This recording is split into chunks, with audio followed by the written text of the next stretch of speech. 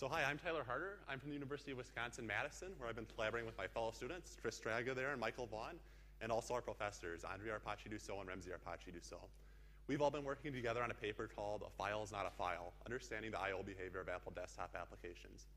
In our work, we look at complex file system workloads and try to make sense of them by understanding the applications themselves at a deeper level. And one thing that we've seen is we'll often have these bizarre file system workloads which don't really make any sense unless you recognize that the application developer and the file system designer have very different concepts of what a file is and what should go in it. So that's why we say a file is not a file. And in this talk, I'm going to be sharing some of these interesting workloads with you and hopefully helping you understand and appreciate them from a new perspective. So why should we study desktop applications? The SOSP community actually really knows that measurement drives file system design. It's hard to be totally general purpose, so if you could focus on certain classes of workloads, you'll be a lot better off, and measurement helps us identify those workloads.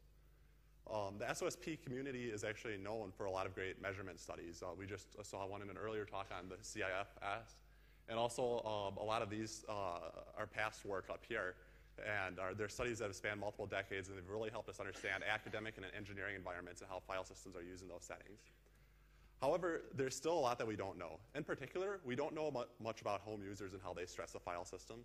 And second, a lot of the work has looked at overall file system workloads, but we don't know a lot about individual applications. So in this work, we look at individual home user applications, and we're hoping that that knowledge will help drive the design of the next generation of file systems. So for the first part of the talk, we're just going to look at a case study. We're going to look at one file system workload in great detail so we can get a big comprehensive picture. And then later, we'll look at a lot of different workloads in less detail. So for our case study, we took this application called Pages from Apple's iWork suite. And Pages is just a document processor, much like Microsoft Word. So we took Pages, created a new document, inserted 15 JPEG images, and then saved it as a Microsoft.doc file. So from the user's perspective, this is one very simple task, but we'll see this creates quite a complex burden for the file system. So this first picture shows all the file accesses performed in this workload. Along the x-axis, we have time in seconds, and along the y-axis, we have 385 different files broken into 6 categories with alternate shading. We show each file axis as a bar with open and close times indicated by the left and right of the bars. The amount of I/O is shown on a logarithmic scale by the thickness of the bars. To show an example, I'll just zoom in here. And you can see the difference between these longer axes, which are doing a lot of I/O, and the little dots, which are just very short, quick axes that don't do much I/O. So the first thing that we can see in this picture are the different file categories. At the bottom, you have documents, which contains the actual file we're trying to save. We have a lot of key value store files, SQLite database, a fair amount of multimedia, these strings files, which encode application text, and finally a miscellaneous other category. The really big axis in the other category is just an autosave. And what we see from these categories is that we have a lot of helper files. So, which brings us to our first point, and that is that auxiliary files are dominating in this case study. The task purpose is to create one file, but we're touching 385 files. That's because we have over 200 key value store files in the SQLite database, and those provide a personalized experience where you have history and settings and things of that nature. We also are touching over 100 multimedia files because Pages is a graphically rich application, and it wants to provide an aesthetically pleasing experience for the users. We also have the 25 strings files, and then a number of miscellaneous files, including the autosave. So I'm going to keep building this picture up with more detail to make more points. So the next thing I'm going to do is, instead of having the 6 categories, we're going to break it down into more subcategories with alternate shading to indicate which threads are performing I/O. So we see here that the T1 thread is doing most of the work, but there's 10 other threads involved. So our second point then is that multiple threads perform I/O in this application because it's an interactive application, and it's very important that you don't block on your GUI thread. The third thing I'm going to show on here are any calls to fsync, and that's going to be a forward orange slash. So we see that fsync is happening in a number of cases. First, there's 15 fsyncs on the autosave file because we update our document 15 times. There's a couple fsyncs on the SQLite database, and then there are dozens of fsyncs happening on our key value store. So we see then that writes are often forced to disk for the reasons I just described. I'm going to make a similar annotation for rename on here. And we see that rename isn't quite as frequent, but pretty much every fsync on the key value store is paired with a rename. So we can say then that renaming is popular, particularly for the key value store. And the application is doing this because it wants to update files atomically. Instead of writing to a key value store file, it does all the writes to a new file, and if all those writes succeed, it does one atomic rename operation, replacing the original. So now that we've looked at these 385 different files, I want to draw your attention to just one file here at the bottom. This is the actual Microsoft.doc file being saved, and we're going to zoom in on this so we can see all the individual reads and writes happening. So now we see a very different picture. In this picture along the y-axis, we have file offset, which is not to scale because we had to compress some regions to save space in the picture. And along the x-axis, you have an ordering of events. Every read call and write call is represented by a thick blue bar or a thin orange bar, respectively. The vertical position of the bar indicates the offset of the request, and the size of the bar indicates how many bytes are being read or written. So we can see that this is a very complex I/O pattern, and it doesn't really make sense unless we add some annotations on the right, which specify what the different parts of the file are. So when we add the annotations, we see that this file is actually modeled after a FAT file system. So along the top, you have FAT, which is a file allocation table, and diff, which is double indirect FAT. And these regions allocate pages in the file to different subfiles. In this case, we have subfiles named data, one table, and Word document. So we see from this format then that a file is not a file. Sometimes a file is a full-fledged file system that's managing multiple subfiles. And instead of letting the real file system manage allocation of space to these subfiles, the application is managing that allocation. I'm going to make a related point here in the center. And this region of I/O is interesting because the application is alternating writing to two different subfiles. And even though there aren't a lot of big seeks in either axis pattern, it's alternating between these two subfiles, so we get a very random pattern. So we see then that sequential access is not always sequential. When you have complex files with multiple subfiles, sometimes nearly sequential accesses can lead to a very random pattern. I'm going to make one final point in this plot, and it's in the bottom left-hand corner, which I'm going to magnify. So in this picture, we have little annotations by all the read and write requests indicating how many times this is repeated. And what we see is that the same 512-byte pages in this file are being read and written dozens of times in a row. So to try to understand this behavior, we looked at some stack traces, and we saw that at a high level, the programmer is calling this function which says, update a value in a page.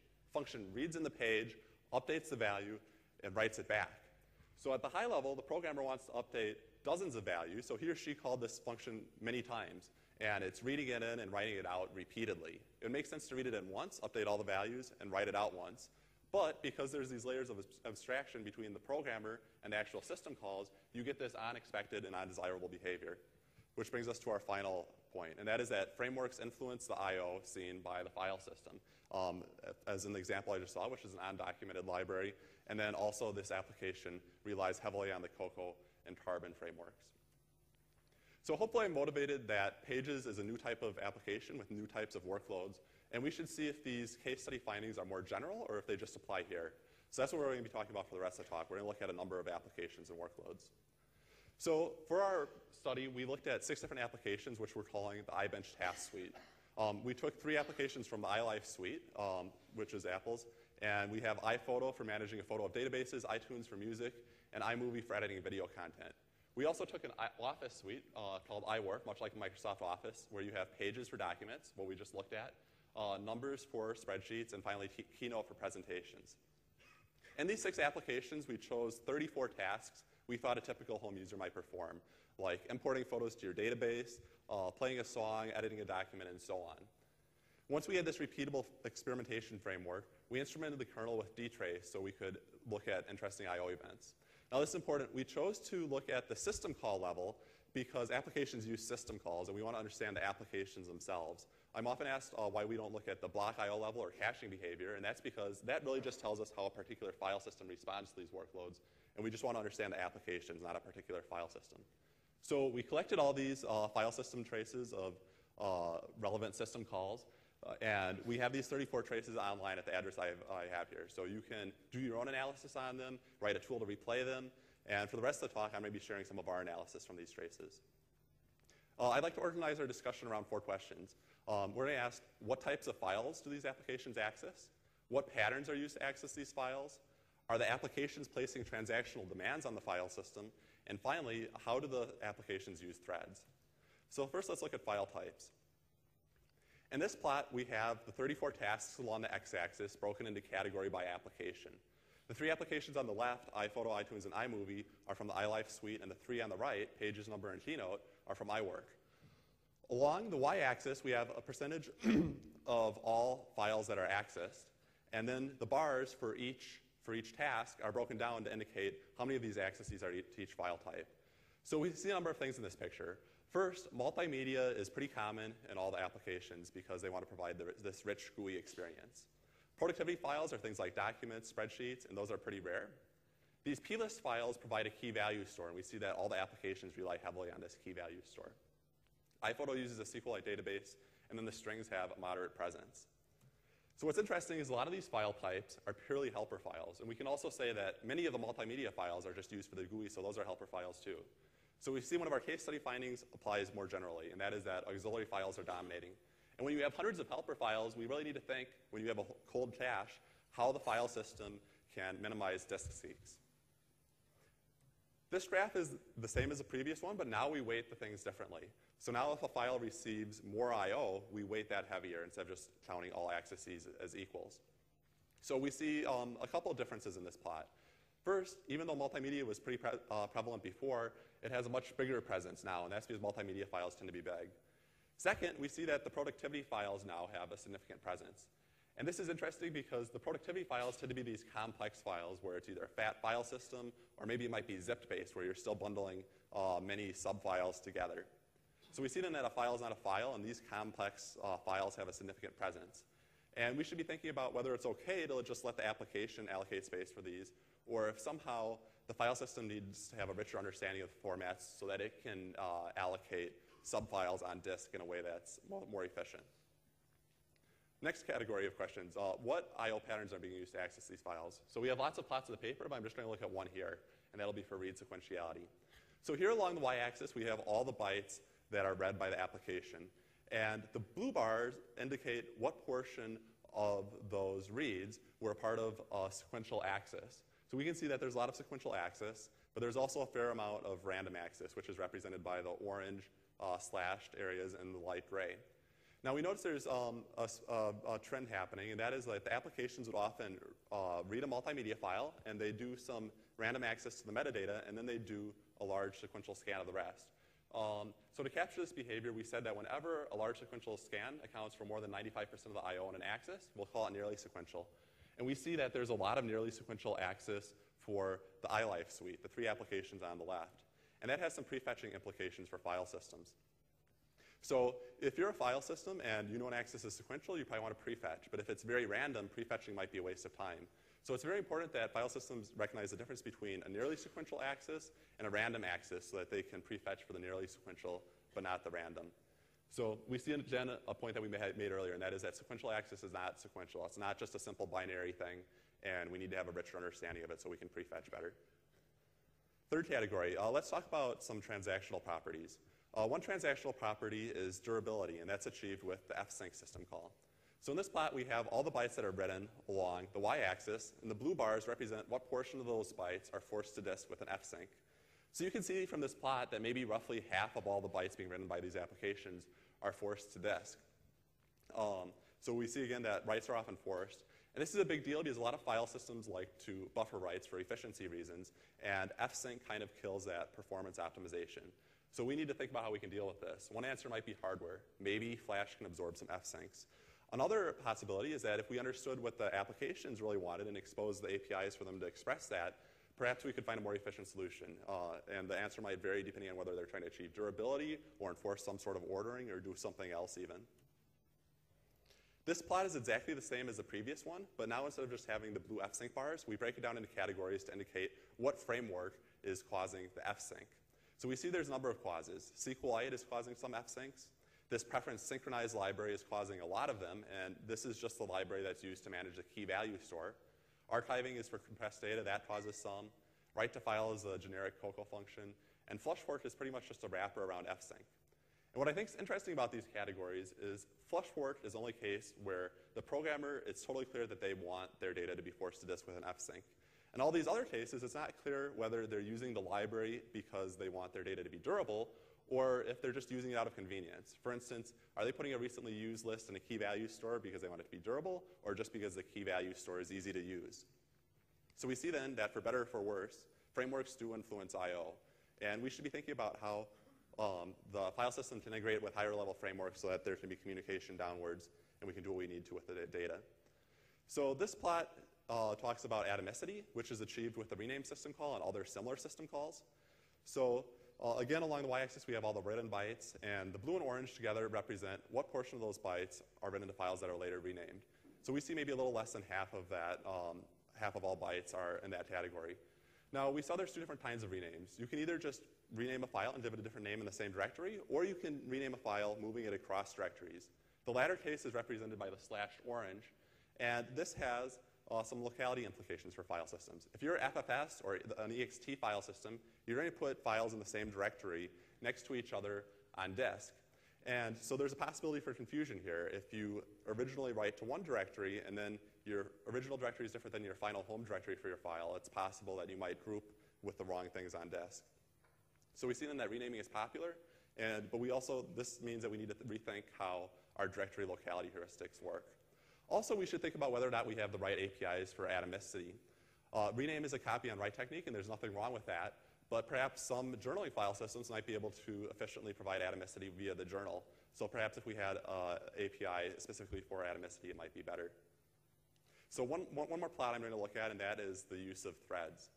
So in this plot, we have all the read and write bytes along the y-axis, and the blue bars represent how much of that I/O work is done by the thread that's doing the most work. The orange section represents how much of that work is done by the thread that does the second most. And then all the other threads, their work is represented by these little gray bars separated by black sections. So we can see two things in this picture. One is that usually there's one or two threads that do most of the work, but there's also a number of helper threads. And two, we see that when a task is easily broken into many subparts, for example, importing 400 photos into your iPhoto database, the applications will actually spawn hundreds of threads, which is what we see with the solid black sections for iPhoto, because the little gray sections are so close together, it looks like one solid black mass. So again, a final observation is that multiple threads perform I/O.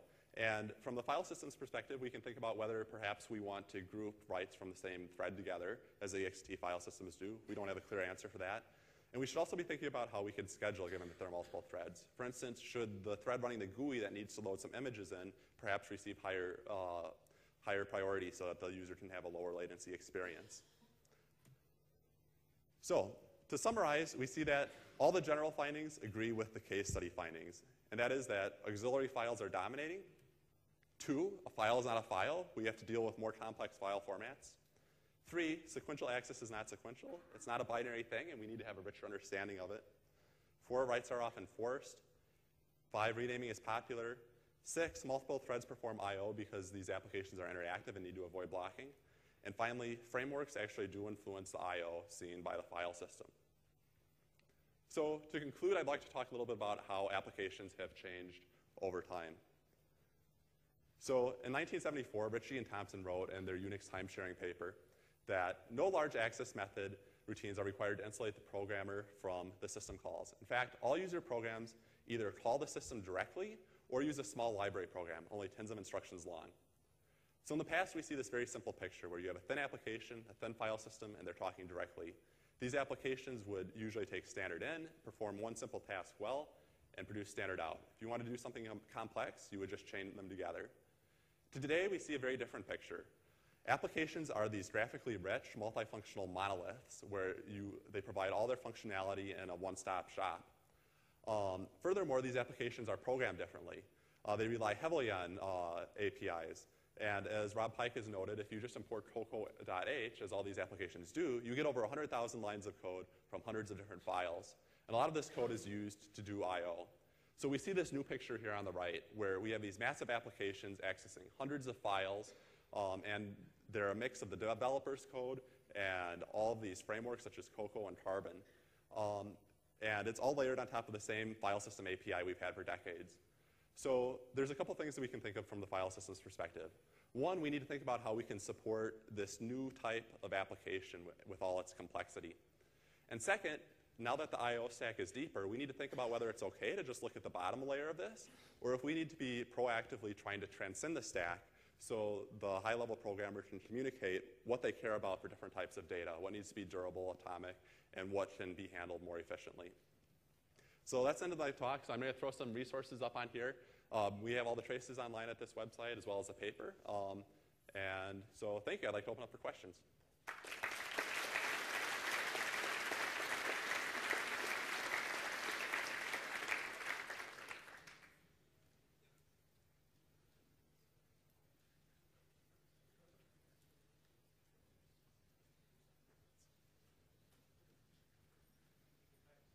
Swapnil from CMU.